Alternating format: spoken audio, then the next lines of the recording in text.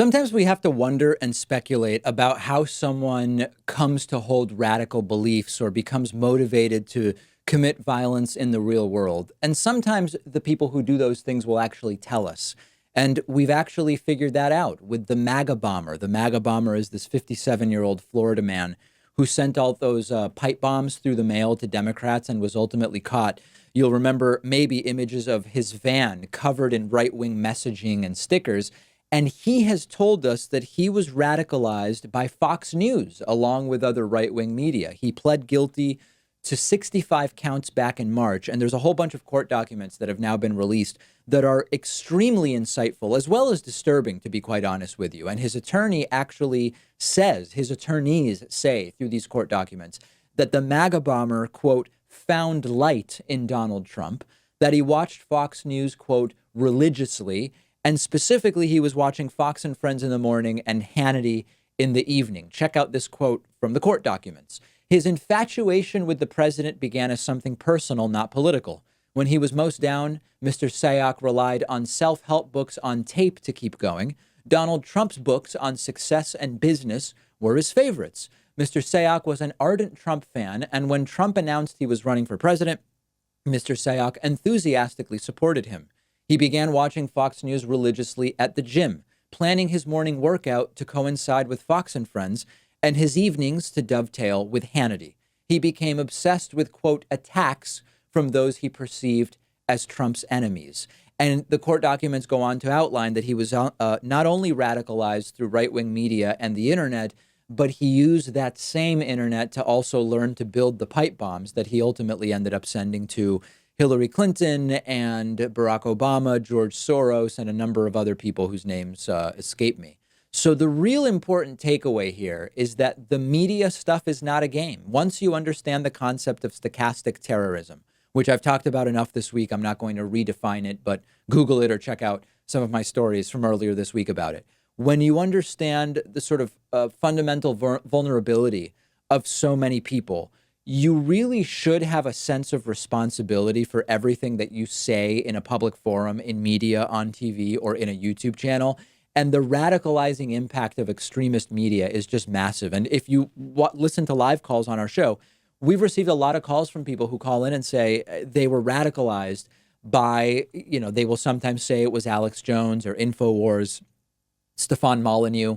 Breitbart, could be Fox News, could be The Blaze. There are less well-known ones as well. I can't think of all of them offhand.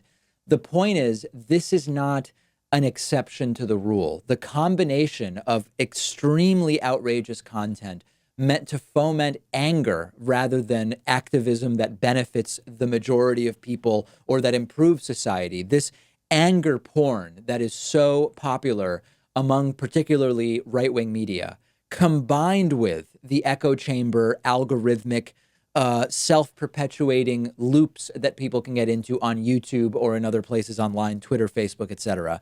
This is meant to give people more and more of what resonates with them the most. And what we have to understand is that for many people, that that constant feedback loop is going to lead them to take real world action. This is not me saying, Facebook's algorithm is terroristic. I'm not saying that. I'm not going that far. I'm not saying that when Glenn Beck rants and raves about the Tides Foundation and someone goes and tries to shoot up the Tides Foundation, that now Glenn Beck is specifically guilty of a crime. What I'm saying is, if we want to have an adult conversation that goes beyond the letter of the law, we have to understand the responsibility that we have anytime people are consuming messages that we put out into the media where you don't know everyone that's hearing it, right? When you're at a dinner party and you're talking to 6 people, you know who is receiving your message, and you can in real time sort of gauge their reaction. And most people would naturally kind of tailor their speech to make sense for the people that they're speaking to. When I do a segment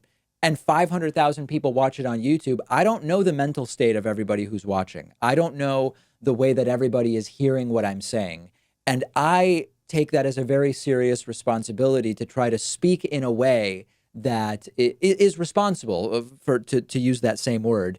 That type of responsibility is something that seems completely missing from a lot of these narratives that are crafted by right-wing media, and these court documents tell us exactly how it works.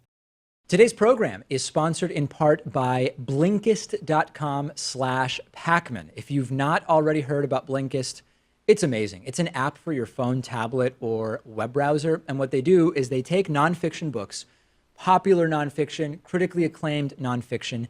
They condense the book into a 15-minute audiobook. You get all the most important information and insights from each book, but you can soak up the entire essence of the book in one sitting. I've listened to a ton of books on Blinkist. One recent one is Robert Reich's new book, The Common Good. Also Bunk by Kevin Young, useful in preparing me for the pseudoscience miniseries that we're producing. And if you are a David Pakman Show viewer or listener, you can get a 7-day free trial by going to Blinkist.com/Pakman. If you're watching on YouTube, use the link in the video description. After the free trial, if you like it, you can get the full access to thousands of condensed audiobooks for about $5 a month. That's BLINKIST.com/PAKMAN.